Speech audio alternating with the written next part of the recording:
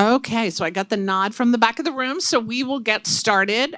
Thank you all for joining us for a conversation about women, financial literacy, money leadership, and defining moments. I am Ginny Hill, the Regional Chief Executive of the Girl Scouts of Central and Southern New Jersey, and I would like to quickly introduce the panelists.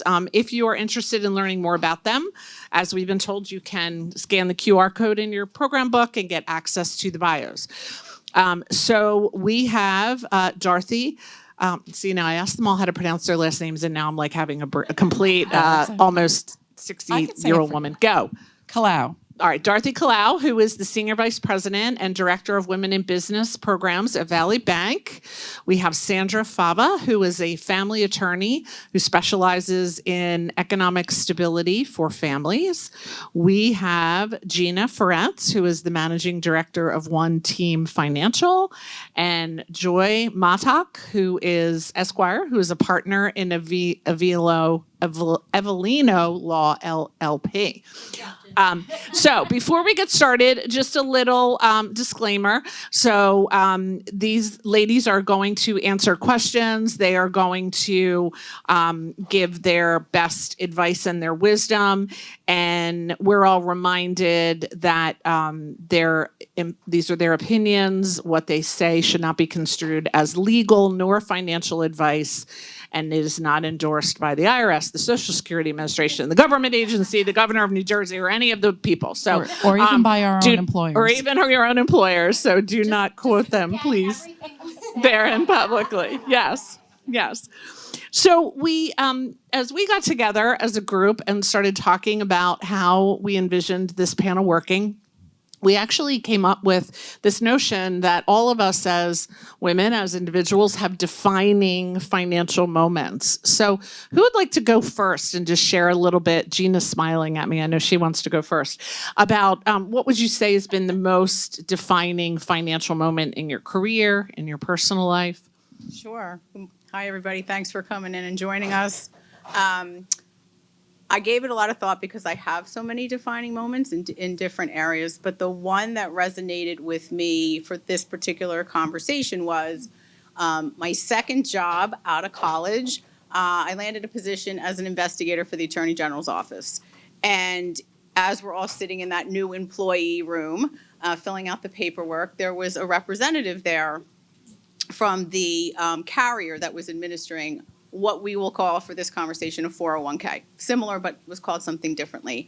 And I remember the gentleman saying, try to invest 25% of your salary. And I'm thinking, do you know what I make? I make nothing. So I started at 5%, and on the form, you could check, do you want to do your own investments, or do you want to check that box where they do it for you? So of course I check the box, you go do it for me, because I have no idea. And I'm thinking that's it. I'm good. That's my retirement. Next 20-something years, chugging away, and things happen between your 20s and your 40s, right? Maybe you get married, or maybe you have a couple kids, buy a house, whatever it is, and you get consumed, as you should, with putting your energy into those things and financially putting your energy into those things. But that thing over here, it's chugging away, and I'm good. So anytime I got a little increase, I upped the percent. And I don't know, I'm leaving in my late 40s, and I think I was at 15% or something. And I'm like, oh my God, this is so awesome. And I get the last statement, and here's what I contributed, and here's my final. Not here. I was like, oh my God. That is so not my retirement. That is never going to carry me. And I sat and I thought, how do we get here? Because nobody ever told me. Nobody ever said along the way, hey, Gina, you should look at some alternate investment strategies, or maybe you should do a Roth IRA, or perhaps, I don't know, get a CD, be crazy back in the day, which I wouldn't do that route today, by the way, but that's just my opinion. Or perhaps look at a will. I look at Joy because that's what she does. Or look at life insurance, or all these things, because nobody ever told me. So how was I supposed to know? Because I don't know, you don't know what you don't know, right? And I think that's probably why 80% of women fail a financial literacy test. And it makes sense, because I don't know about you, but I didn't take a class on financial literacy. Nobody told me that. And when I do girls' night, I don't know what your girls' night looks like, but I just had girls' night the other night. We talk ad nauseum, right, about vacations. Ad nauseums, put your seatbelts on, guys, about our husbands. We talk about our kids. We might talk about, I don't know, some facial cream or something. I don't know. But we do not talk like, hey, Sandra, how's your investments going? Joy, like, where do you think I should go? How's it working out for you? We don't talk about that because for some scary reason, it's a secret. Why is it a secret? I have no idea, but it's a secret. So I think the purpose of this and everything that we do is really, it's personal growth. It's mindset. It's define your moment. I don't care if you have it all together or you're a work in progress or you're a complete mess. I'm going to hope I was never a complete mess, but I am certainly a work in progress. People say to me all the time, oh my God, Gina, you have it all together. I'm like, oh, no. No, I don't, but I'm working at it. And what I hope you gain from this conversation is to do one thing, whatever your one thing is to pull that list that I keep way back here with all the stuff that actually really matters, pull it out, and I challenge you to do one. Don't try to do it all. It's never going to happen. Just try to do one thing that you can walk out of here with, whatever that is for you. I made a pledge for myself this year, what mine is, which I'll probably share later, which is scary that I'll share it, but I'll do it anyway. And but that's really how my defining moment went. Yeah. Go ahead. Can I just add Dorothy? something? Yeah. Something that Gina mentioned that we never learned this in school, right? And I also didn't. But little glimmer of hope. As Ginny mentioned, I work for Valley Bank. And we've been invited by no less than probably 4 of the universities up in North Jersey to come in and do some financial training and literacy to college students. And we're like, wow, yes, finally we can do that. So little bit of hope coming and our way. hopefully maybe they'll listen to it, right? So I think probably for many of us, maybe we had parents who said some of that, but I think it goes back to, Joy, what you were saying, when you're in your early 20s to 40s, building a career, building a family, doing all the things, you don't think about what the future could or couldn't look like. So Joy, what kinds of things, what is your defining moment? And in particular, in the work you do too, what are some of the things that you've seen across your desk that you would say to women you should be thinking about and putting it on the priority list? Right. So I think my defining moment was probably getting divorced and realizing that, shockingly, my income went down by more than half, but my money kind of went up in my account. So that was kind of that was a bit of a shock to me and a little exciting to see that happen. I started to realize that where the drain was coming from, and was able to get on top of it. And so so yay for divorce. Now I can second yay for divorce. So, yeah. Now happily married, so all good. I no longer spend the insurance money when my husband's 10 minutes late coming home, like I used to the first time around. But anyway, one of the things I've seen, or one of the, I have a and I hate sitting. I just want you to know that I hate sitting. But I promised I would stay in my chair, so I'm going to really struggle to do that.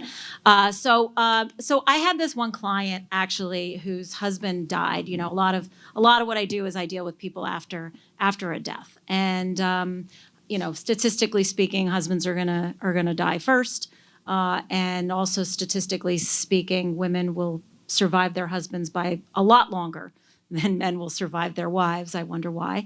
But this particular widow had absolutely no idea what was going on with the money at all. Had no idea, like completely in the dark.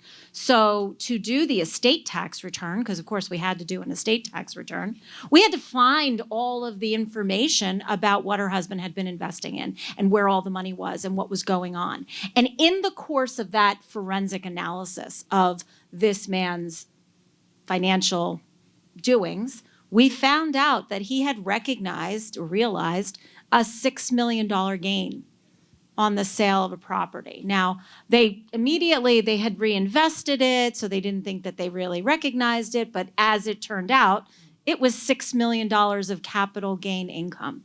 And, unfortunately, you don't get to just say, oh, well, my bad. Sorry, IRS. I guess you don't get your money. And the state of New York too, because of course it was New York.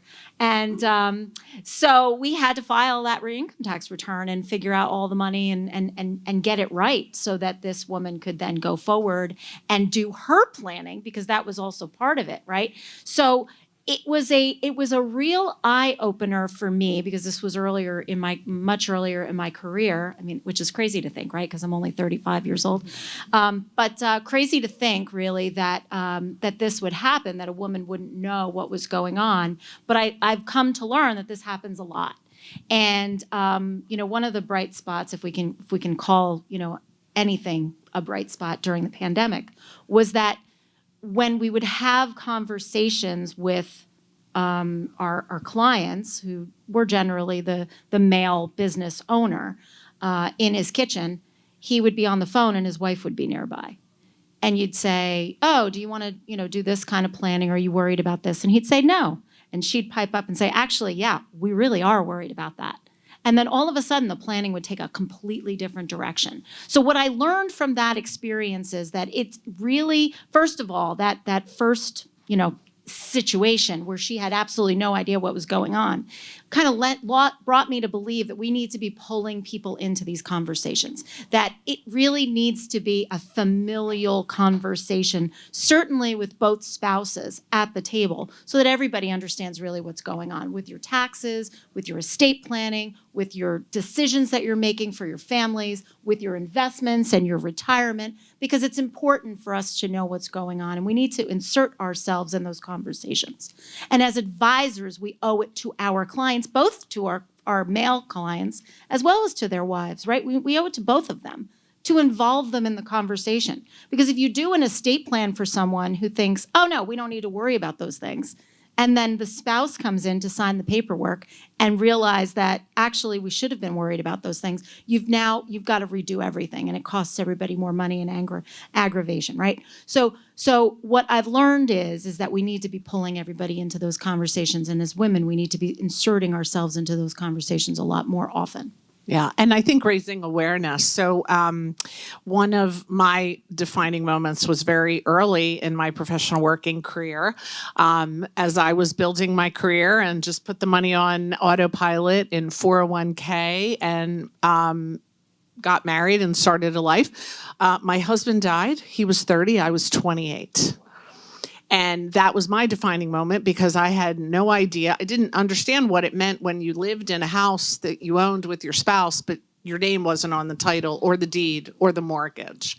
I didn't understand what it meant that there was no will or any estate planning. And, thankfully, our beneficiaries were clear.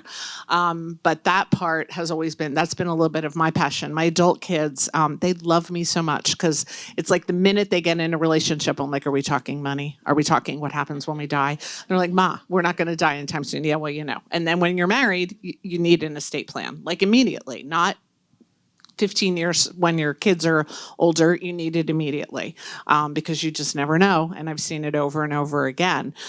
Sandra, you're in family law. So maybe a little bit about, do you have a personal defining moment, or what do you see in the clients that you work with? Is it working? Yeah? Okay, thanks. Sorry.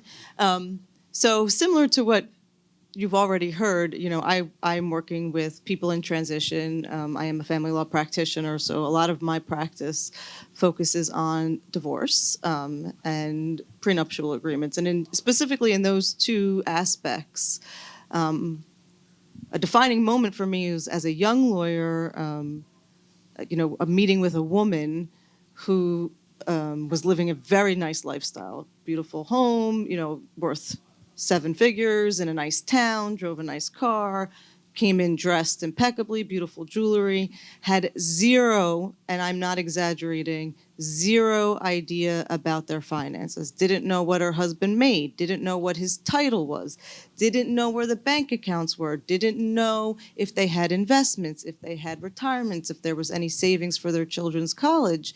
And as I asked these questions, in order just to kind of get a financial picture to help, navigate where things could go, she began to sob. And I realized that even as myself, I think, we're all shaped as humans by what we're raised with, what we grow up knowing and understanding. Personally, in my family, we didn't talk about money. I didn't know. I had a house, I had clothes, we had food. Sometimes we went on vacation, but I never heard they talk about what was for dinner or what the neighbor did, but never really about what our financial situation was. And I didn't really know much about these things. And so I was learning as a young attorney, like, oh, there's these accounts and what are good. And, part of what I do is working with forensic accountants and regular accountants and advisors and trust estates attorneys to help people kind of make sure that all of these different facets of their lives are being connected, like in the right puzzle piece for them. And so I got my education that way. But part of what I do now in my practice is really, and I've represented men and women. I will say largely it is women. I can probably count on less than one hand how many men have experienced this with, but women who are in like successful careers, C-level women who will come and tell me they have no idea, same thing as this other woman, about their finances. Very little. They know what they make.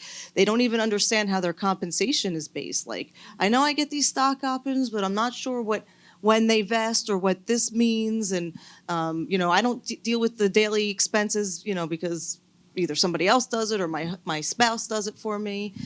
So it's really important that there's that part of working with them is education, because when they are finished with this major life transition, they need to know how to set themselves up going forward and make sure that they can pay the bills and get the right insurances, and are their investments correct, or what are their goals for their retirement? Are they going to be able to pay for college? Sometimes people have come in and said, we're disagreeing because, she wants, or he, I'm going to use the stereotype example, he wants the kids to take out loans, but no, absolutely no. We have to pay for their college. They're our kids. And I look and I say, where's that money coming from?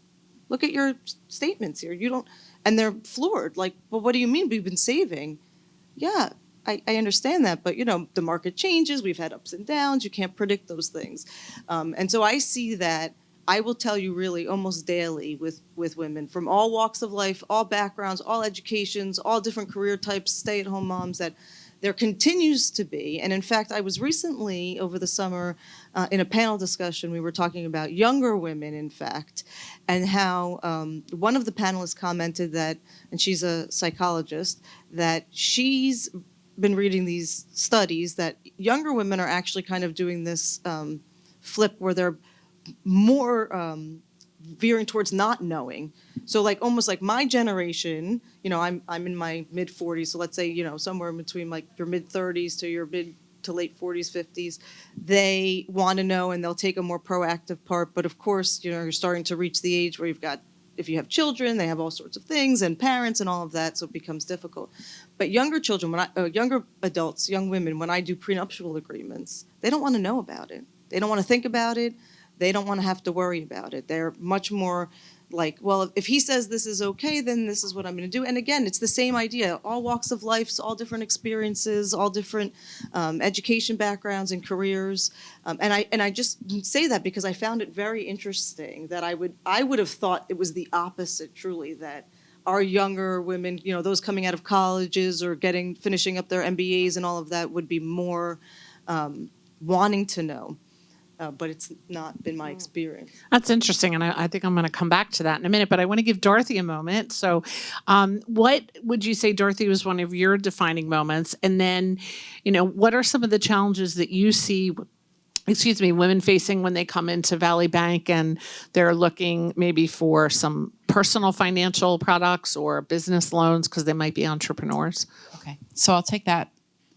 First of all, my defining moment is actually not my defining moment. I'm going to tell you a story of a woman down in Florida, St. Pete, that I met, who, it's a story of how it can be done right.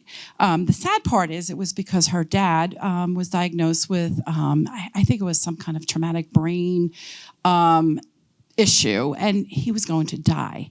So as the family was kind of wading through that, this man actually took time to pen and write a love letter to his family. And in that, I mean, I think he had things like the will and everything else that these ladies were talking about pretty much done. But he realized that his family didn't really know what his final wishes were, and his wife didn't know where the passwords were, and like what the wishes were for his children when they moved on to have. I don't think there was all the grandchildren born yet. So he actually sat down, and something a man did right, actually put it in a multi-page letter, gathered them all together before he passed. And from what I understand, it was very tearful, but also a relief to them all too, that he made sure that he expressed to them what was going on, covered everything from, where the keys were to the passwords to this is just what I want for you people. So it was nice. Oh, and then my friend actually, I think she was doing something else at the time, but eventually became a financial advisor and wrote a book, and I believe it's called The Modern Love Letter, and it was all attributed to her dad. So, yeah. So it can work, yeah. With a little bit of forethought and a lot of effort, I'm sure. But yeah, again, a sort of sad situation to make it happen. Yeah. So with the gift of time, right? So knowing that maybe not so much time, but at least time and a little bit of foresight. But we were talking about, let's pick up from where Sandra left about this tendency not to want to know, right? And there's also, when it comes to money, there's also you don't know what you don't know. So Gina, you kind of touched on that. When you mentioned about putting the 401k on overdrive and just thinking you had done all the right things. So, I'll start with you first, but what do you think are some of the simple but maybe overlooked financial habits or practices that women really need to focus on?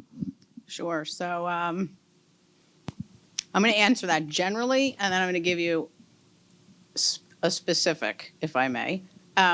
Generally, invest early and invest regularly. And by early, I mean it's never too late to start wherever you are, right? This is a perfect environment. We're in a low tax environment. A lot of changes are probably coming on the horizon. There's a very high likelihood that the taxes are going to go up. There's some provisions that likely will expire at the end of 2025, early 2026, pick whatever date you like. My colleagues and I focus a lot on segmenting money for time and for purpose. And you do your accumulation and your preservation and your distribution. And most people accumulate pretty well and distribute pretty well and have a plan. But that middle of the preservation is where people get a little lost.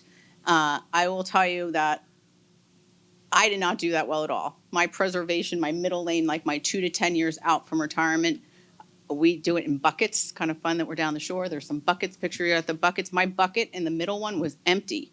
It doesn't mean I went to the money tree and picked more money. There's only so much money, right? It's not about what you make. It's about what you keep. So it's tax strategies that you just need to figure out, and that's just getting to be in the know, because you do not know. I certainly did not know what I didn't know, and now I'm like, oh, so you just reallocate some things in your buckets, and all of a sudden you get more tax efficient. I love to entertain the family. I'm going to tell you the number one relative I never want in my house is Uncle Sam.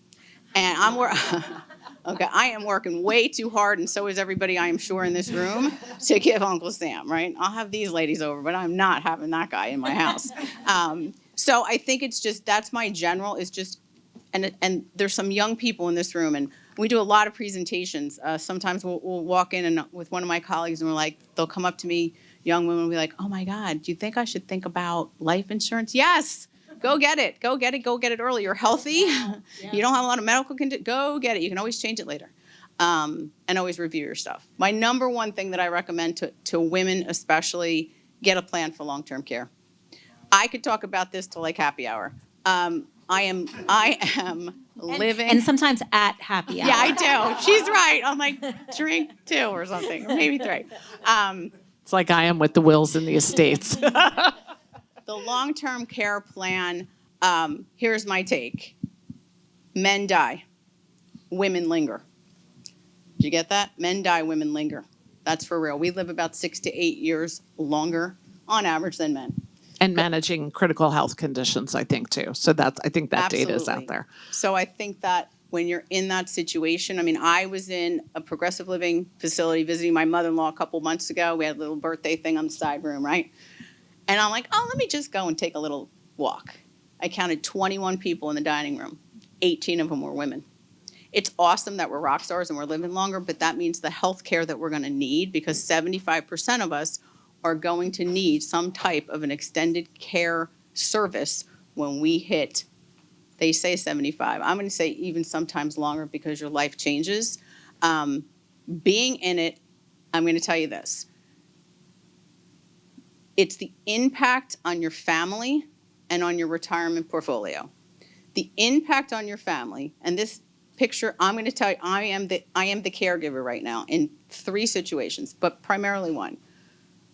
The emotional, the physical stress is unbelievable, and I don't care what you hear, and I can tell you all the stories. You don't know what you don't know until you start to experience. You got to put a couple extra layers on, okay, because you might be called every name in the book, because I'm called every name in the book. Some days I take it personally and some days I don't. You have to just start to be in the know. So all the things that everybody's going to mention here, it can be as simple as, do you know the medications that your loved one, whether it's your parents or your spouse, are on? And I'm not talking like heart medication, blood pressure medication. Like, do you know what they're actually on, the dosages and the medications? If not, I urge you to just make a list and find out. Because what's going to happen one day, and I hope it doesn't happen to you, this happened to me. Last year, November 2023, we go on a 3-day weekend. I'm like, Ma, you want to come? My mom's 85, has way more energy than I'll ever have, right? Yeah, I'm coming. Cool. We go to Florida for 3 days. And in that trip, I'm going, was it like jet lag? It's a 2-hour flight. Like, what is happening? And I talk to my mother like 500 times a day. She's a little off. And it comes out in that 3 days that she wasn't taking her meds. But I just kind of don't really know what meds, because I'm like, I don't know, she's good. Go home, and here's the thing. I am no math whiz, as these ladies know. Like, I just about can add 2 and 2. Here's the pill bottles. They're all dated January and February, 60 to 90 day supply. It's November. They're full. I'm like, oh my God. Let me just tell you this. That spurs into the pill box. That spurs into finding out the pharmacy. Joy's going to talk about, I hope, documents. Get some documents. 2 documents you're going to need most importantly in this is a healthcare power of attorney and a power of attorney. Yes. You want to know how I had to change her phone number at the pharmacy? Ladies and gentlemen, a phone number. I needed a healthcare power of attorney, which I happen to just have, but I didn't have one 10 years ago, I will tell you, because I'm climbing that mountain. A healthcare power of attorney. You will need the same docs when they start to cancel doctors. My mother decided to cancel like a whole bunch of doctor's appointments, right? So now, like, knock it, like essential doctor's appointments. I make a doctor's appointment, and I'm so proud of myself, because I'm like, I made the appointment. I said, here's my phone number. I am so controlling this situation. I am so proud of myself. We walk in, this is like a month ago. We walk in, I check in, she's standing next to me. The lady at the front desk goes, can you hold on 1 second? I'm like, sure. She comes back, she goes, I hate to tell you this, but the patient canceled this last week. I went, just pretend you're my mom for like 1 second. The words in my head. How did that happen? If I thought I was controlling the situation, it's because that doctor was part of a hospital system, and by default they had her phone number. And of course she canceled it, so because who wants to do that, right? My point is, you want to know what I needed to change the phone number? The healthcare power of attorney. I got to prove that, like, you can call me and not her. Like, these are the docs you have to get set up. Absolutely. You really do. So that's my number one, is get a plan for long-term care. So Joy and Sandra, either one of you jump in. So what other simple things, maybe from a protect your finances, protect your financial future, but maybe more from a legal perspective? I know I've also heard it said, newsflash, if any of you have children over the age of 18, do they have a power of attorney that gives you the right to find out? Especially when they're away at school. Right, because if something happens and then you just think, well, I'm mom, I'm going to go to the hospital, they won't talk to you. They will Doesn't not talk matter to you. that you are their mother. No, yeah. So I would say that, it's funny because last year we were looking for new patio furniture, for our outside for our pool, and we were shopping. My husband and I were shopping for this. It's like, you know, if we're going to spend 5,000, 6,500, 7,000, you know, I mean, the numbers go up, right? Because it's really nice stuff.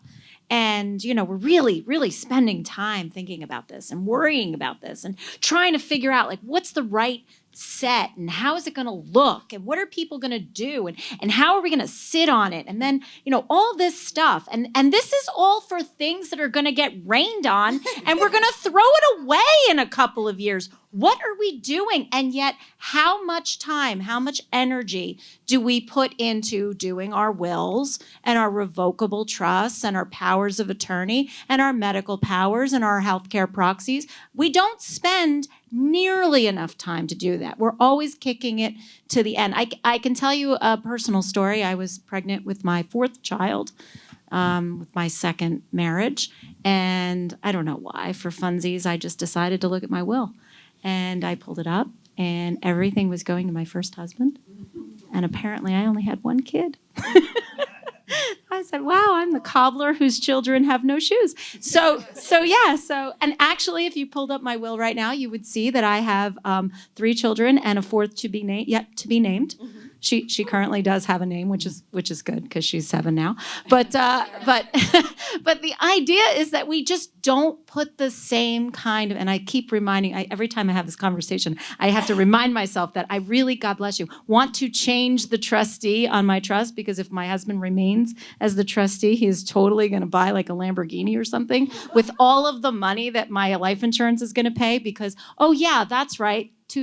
Last year, 2 years ago, I called OneTeam and I got them to look at my life insurance, and they did. And I got double the insurance that I had for half the cost. So good idea to check anyway, even if you think you're old, because I did. And even if you think you're maybe, you know, not as healthy as you could be, and I did think that, because you might actually wind up getting a better rate, and it doesn't hurt to do it, you know. So I would say that. But yeah, we spend so much time and energy on things that don't actually matter at the end of the day, when we really should be focusing on wills and trusts. And look, it can't just be about estate tax planning, right? Because that's not for you. Your wills, your trusts, your powers of attorney, those things are for you. The estate tax planning, that's for your next generation. We can talk about that. But the wills, the figuring out what's going to happen to your stuff, that's for the people that are closest to you, that you're really worried about. Yeah. And I'm sure that Sandra's going to talk about prenups. And I chuckle. I will echo, just from a personal perspective, the long-term care insurance, right? So my household for a long time was my youngest son, my mother, who was 85, and we were caregiving for her at home. And one day he popped his head up on the couch and said, "Ma, do you have long-term care insurance?" And I was like, "Where did you hear that?" And he said, "Oh, we learned it." I think he was a junior in high school. "We learned it." And I was like, "No, Michael, I don't." And he said, "You need to get some." And I realized that he was watching what I was going through as an adult, and the frustrations of caring for a parent in my home, and the schedule complications and all the challenges.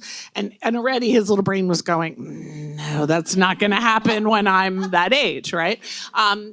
And that's okay. That's fair. And to Joy's point, I got that long-term care insurance, and probably a year later, got not a critical or significant healthcare outcome, but something that probably would have made that price be more if I had just waited that year, right? So the younger you are and the healthier you are, the absolutely. Well, look, you're never going to be younger or healthier than you are at this very moment. Right, exactly. So, Joy, or Sandra, in your experience really working with family businesses and kind of multi-generational planning, what else do you think is important that women think about? We've talked about kids, we've talked about aging parents, we've talked about relationships, in general, whether married or not. What else are we missing that women ought to know? Sandra, why don't you? I think Joy tipped the hat when she said the word prenuptial agreement, right? Yes. Kanye West said it best, "We want prenup." And I think that people don't fully understand, which is fine, kind of what a prenup is and what it can do.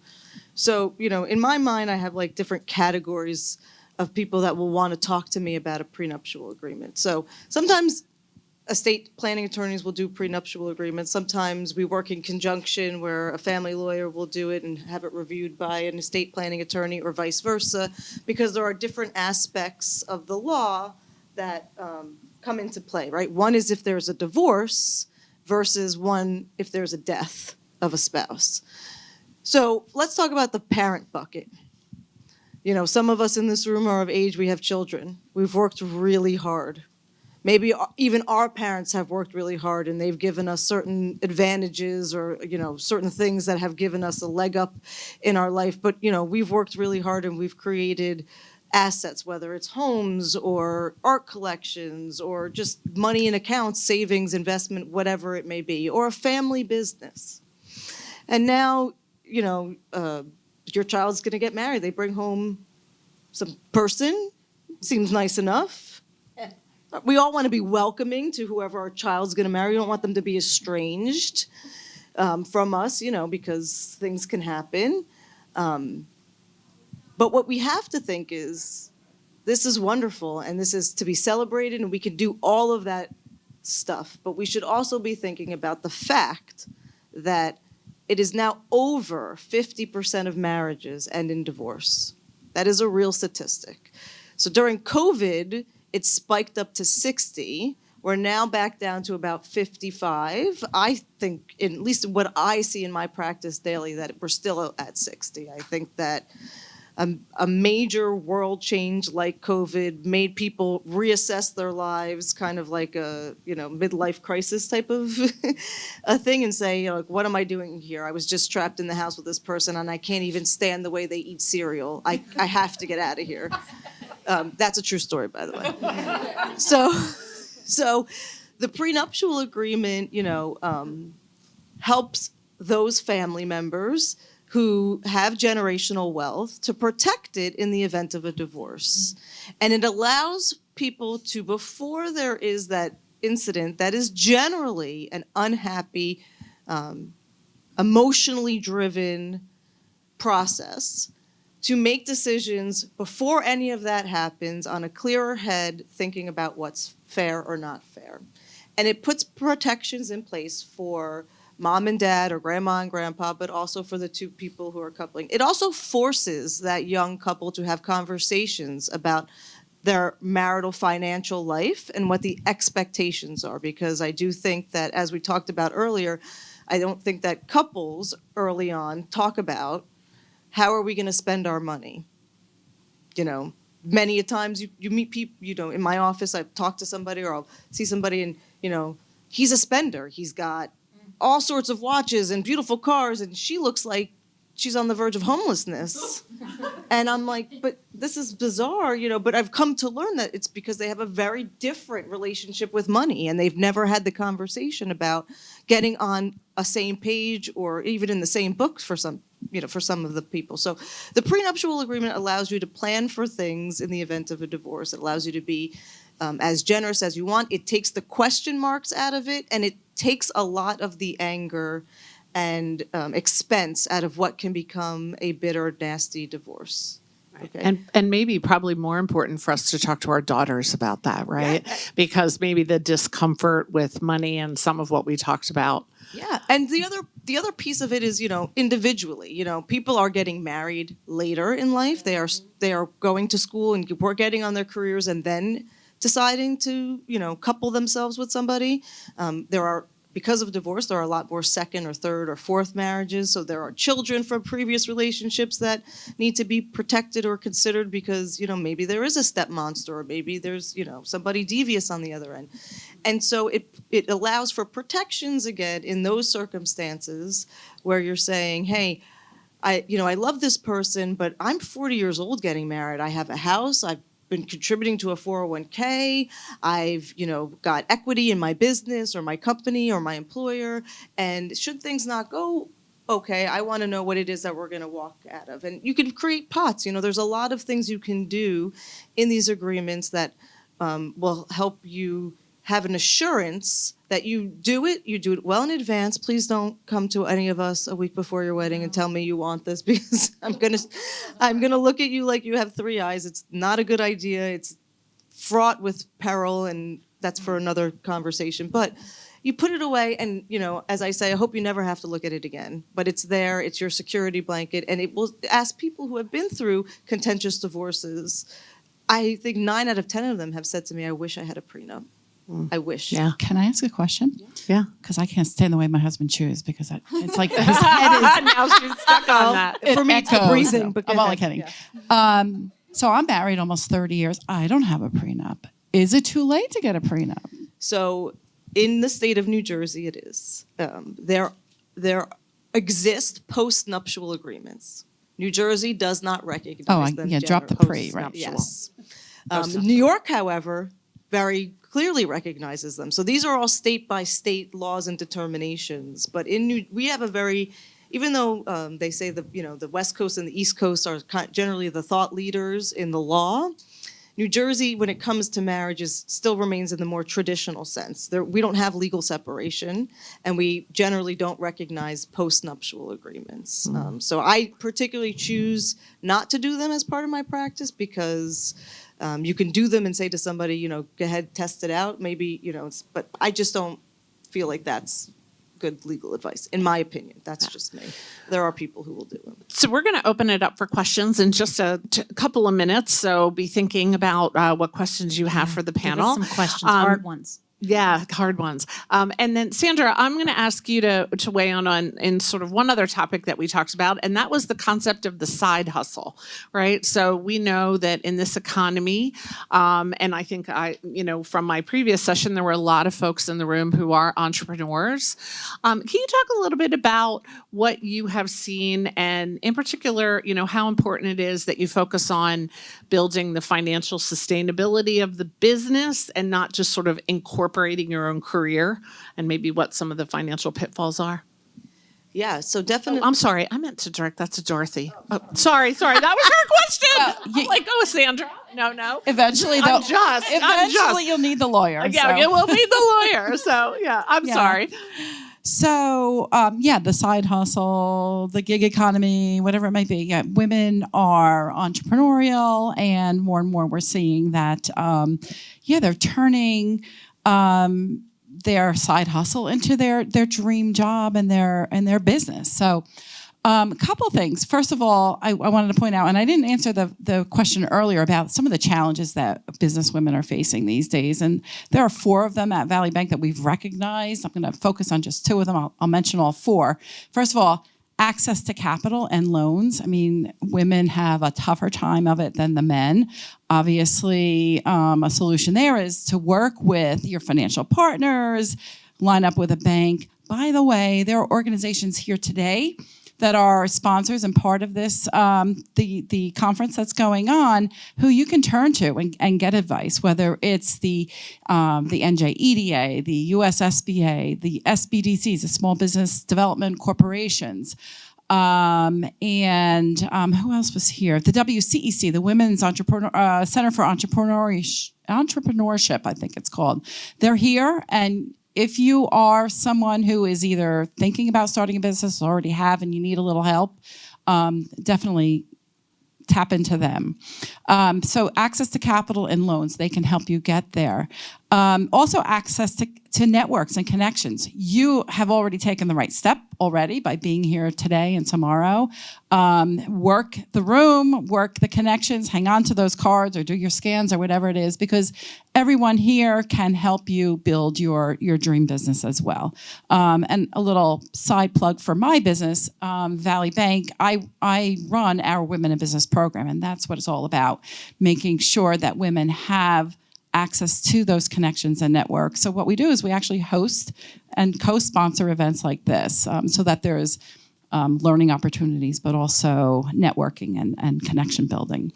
We do know that women have, and all minority businesses have, lack of access to, got the networks, where was I? Hello. Shoot. I only chuckled because I can so relate. Yeah. I have 4 of them. There's a digital divide. Okay, so and I am no techie, but it's a known fact that women are further behind than the men are when it comes to technology. And the fourth is, why are these escaping me? See, my focus is on those top two. Well, we'll get back to it. Okay, well, we'll hold that. Yeah. I think, we see this in our work at Girl Scouts. Girls are afraid of technology. Yeah. And I think as adult women, if we don't sort of work through that, then it just kind of carries through. So, the concepts of science in general is hard, STEM. and math for girls. I think I heard one of you say it, not a math whiz, right? But you probably can do math. I'm sure you can. Okay, so Everyone can do questions. math. Now we'll open it up for all of you. We have 2 mics in the room, or you really could just stand up and probably shout out your question. Yes, Yes, absolutely. Yes. We can hear you. I'm grateful I'm here. I'm grateful I took a day off. I need to educate myself on the topic because, first of all, I did not grow up in this country. I grew up with a different set of rules. Second of all, culturally and being a mother when I was younger, I had, it wasn't something that I invested my time and interest in. I just was living and raising kids, I guess. 2 years ago, my husband decided to open up a business that we are in together. But it's a men's world. It's an auto body shop. I need some advice where I can start to protect myself and be more secure and, of course, more literate on the subject. So if I may, I think that one of the things that I've found very useful for people in your situation is to make sure that you have a collaborative advisory team. You're not expected, we shouldn't be expected to know everything, but we should have good advisors who are sitting down. So you should know at the outset who's your accountant, right? Who's doing the books? Who's your bookkeeper? Who's the accountant? Who's filing the income tax returns? You should know those things. Since you're filing your own, you have to sign your own income tax return. You can see who the accountant is on that. And even if your husband doesn't necessarily connect you, you can connect yourself to that person. And they have to talk to you because you are signing that return.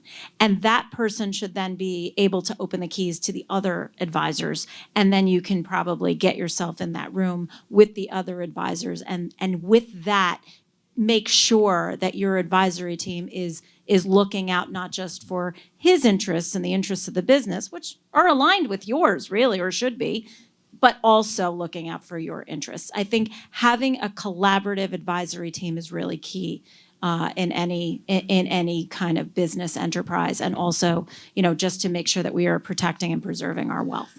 Yeah. The other thing I'll say, this is just from my personal experience, having had 2 spouses who were attempting to be entrepreneurs, and both of whom were sinking lots of our personal money into those businesses. I shut them both down by getting somebody to say, what's the ROI on that investment versus what you're doing to our personal financial stability? And if you want to take this risk, then it's going to mean X or Y, right? And so my former husband ended up abandoning it and going back and getting a real job, if you will. And my current husband, I said to him, the ROI is 11 years. We're going to be in our 70s in 11 years. And he was like, this makes no sense. He sold it. So we got a little income from the sale and he cut it and we moved on, right? And so I think it's also find somebody else. Like if you don't understand how the business works, what the financial model of the business is, and you're worried about the commingling, you may have to go get someone else to help you figure out how to tease those apart. I'll say your accountant probably would be able to your do the accountant right- should be able Well, to. to what both of these women have just said, I think that what often happens is that if you're in the dynamic where I'm going to use your question as an example. So your husband's got this, auto body business and he's working in it every day. And so he's probably found the accountant and whatnot.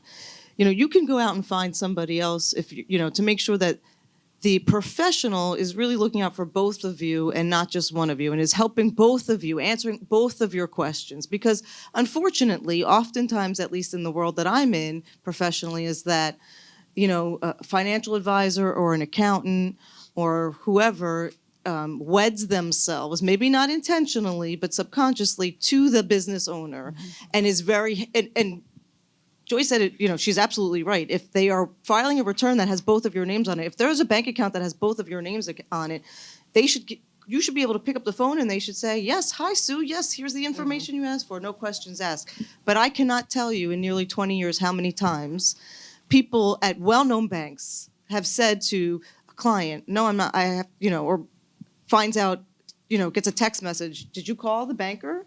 Because they, or did you call the advisor? Because they just reached out to me and said that you called and asked about this account. Did you call the accountant and ask about, something? Because I just found out. So you want to make sure that, that the person understands that they are working for both of you. And for women, I think the problem is asserting yourselves, being confident in that room and in that conversation. And the only way you're going to get that is if you can attend events like this and talk to other people who are willing to help educate you and help you on that journey and feel comfortable with the terminology. We're talking about, all of these different types of things that, that may not fall into your comfort zone. Then, pushing to have the person who's going to have the conversation with you, who's going to look at you and not just pretend like you don't exist in a meeting, because that only makes people feel worse about what they don't know. And you got to make sure that you're aligning yourself with the right team. I just want to add to that. I'll jump in after you, real quick. Yeah. Okay. We advise business women to make sure that they form their own personal board of directors, right? And you probably have all heard that before. But yes, it's an accountant. Yes, it's an attorney, a financial advisor, a banker, whomever it may be. And to their point, make sure that they're all talking to you. They can talk to your husband, they can talk to your partner, but they need to be talking to you as well. But try to increase that circle as well, because it's not just that level of professionals. It could be your best friend, but just make sure you have people giving advice to you. Just like you would with a doctor, really. I mean, think about it. Yeah. Gina, And you I'm want just to going add to jump something? in because I'm watching your face and I'm not going to speak for you, but you're like, that's nice, but now what do I do? Right? I mean, really, and where do you start, right? That, and also, it's not that I am not involved, I'm doing the books. But at this age, I think I'm talking about the older generation, 50 and up. I clearly know where I am health-wise, and we're same age. What do I do now from this point on? When I was in my 20s and 30s, things were different. But now I'm here, I still have my aging parents, I still have my grown-up kids, maybe grandkids in the picture. This is what I'm talking about. I've missed the first part of my life. I'm sorry, I don't want to take the whole thing. But again, I'm still young and healthy. What do I do now to continue being healthy? Yeah. So Right.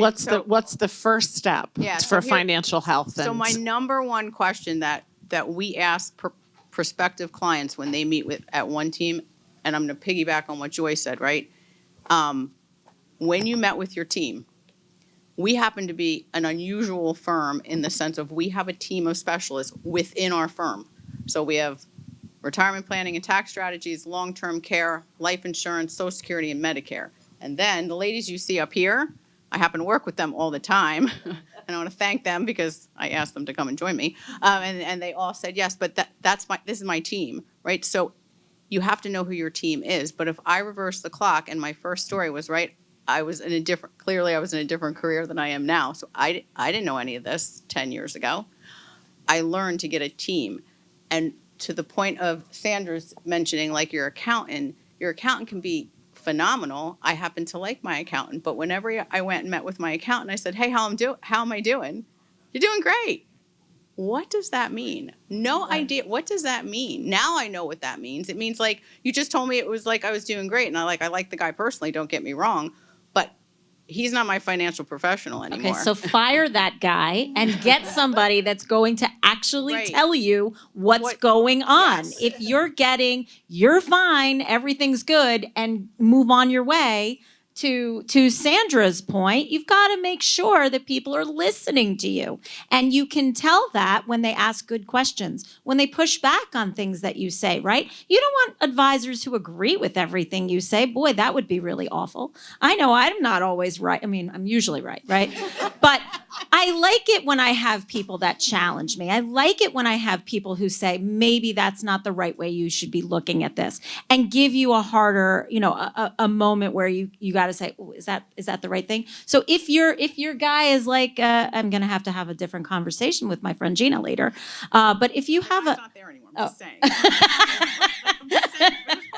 But yeah, if he just says, yeah, you're fine, and sends you on your way, that's not the person that you want to be talking to. Right. You want to be talking to somebody who's going to lay it out for you. I mean, look, with a small business, you should be having quarterly meetings with your advisors. You should be talking to them. What do I have to worry about? What's my next year plan? What's my 5-year plan? What's my 15, 20-year plan? What's my retirement plan? Even though you're 50, like maybe I am, but I won't admit it, right? You should be thinking about your retirement. You should be thinking about those things and how you're going to fund that.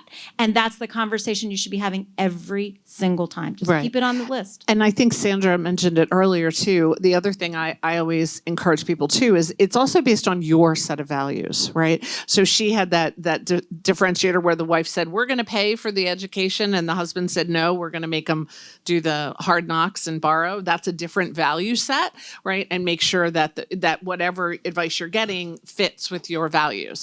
So we have time for one more question. I see a hand in the back. Yes.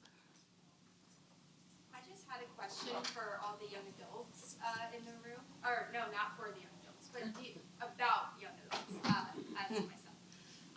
So a lot of us just graduated college or just a couple years out of college, and we're just now starting to pay our bills or our bills. Maybe we're getting our first apartment with roommates or by ourselves. We're paying rent.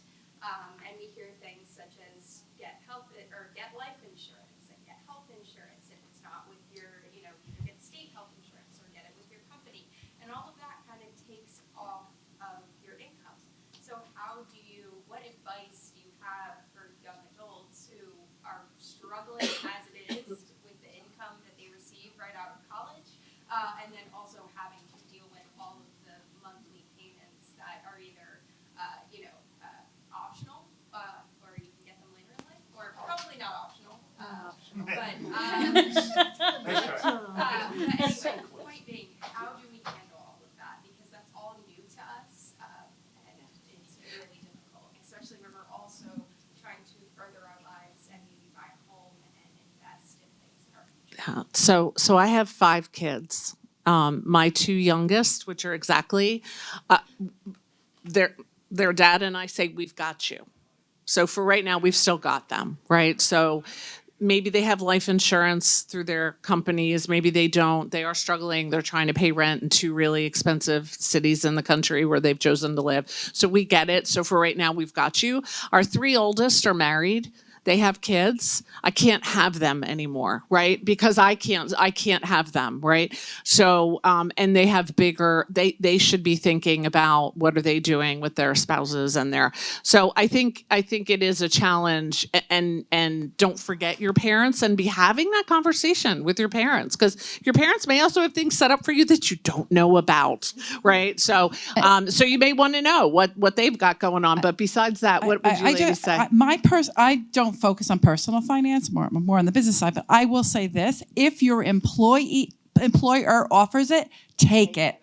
I mean, I know the statistics in my company, not everyone is taking advantage of the 401k and not to the maximum that they can. So my little piece of advice is take whatever you can from your employer. Yeah, because that extra $5 out of your paycheck's a lot cheaper if you went and got it on your own. What I was going to say, and I'm not the financial person, but I think that a lot of younger people just don't fully understand like the cost of this. Like when we say get life insurance now because you're never going to be younger or healthier than this, you're talking about a difference of, potentially, depending on how much you get, $20 a month out of your pay versus $120 if you wait a couple of years down the road, because we don't know what life can bring. And so I think you have to kind of put the buckets in place for you and say, okay, what's really important? What do I have from my family, perhaps? What do I have from my employer? What are my goals? And, what can I do? Because I think that just the idea of these concepts probably feels financially daunting, but unless you have the conversation and get some real numbers, that's the only way you can make an educated decision. And that's, what Gina and her team really is. Yeah, I'm going to say it's about balance, right? And when you're younger, you just rattle off like 15 things. Like it's a lot of things to tackle. But if you can, to Sandra's point, let's just say, let's throw it out there, go get some term insurance, right? It's cheap. You can convert it later because you're young.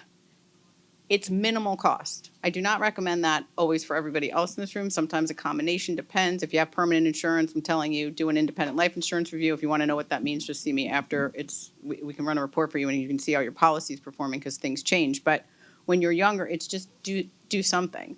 And I say that to anybody here, right? Because I kind of started that, and I'm going to end with that, is to say, define your moment. Okay, you deserve to define your moment, whatever your moment is.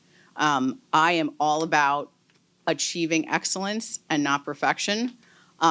Just go do it. Like, I just challenge you. My nickname at work is G Money from Gina. It's a long story how we got there, but I say take the G Money challenge, and take something off that list and go do it for you, because you're going to have this thing called peace of mind, and you're going to feel pretty good about it when you're done. Take a highlighter and highlight it off. It's going to be awesome. So Joy, final word. We're getting the time signal. Anything else you would add? Word. Thank you guys all for your time, attention. I know that we're all really, really busy, particularly this time of year, right? Anybody that have kids probably really busy. I am blissfully missing back to school night, so thank you for the opportunity to miss that. Yeah, I know, sad, so sad for me. My husband will be representing, but no, I think look, everyone needs to be thinking about their financial future, and I think that the most important takeaway is that everyone's journey is not the same. Your journey is your journey, it's individual, and you want to make sure that whatever advisors you are working with respect that you are individual, and that they should be gearing and crafting it towards you as an individual personally. So challenge them and make them do that, because you are unique and special, and your plan should be just as unique and special as you are. Awesome. So thank you to our panelists. And they are here. So this is just the beginning. You can find them, network with them direct, and have a good rest of the conference.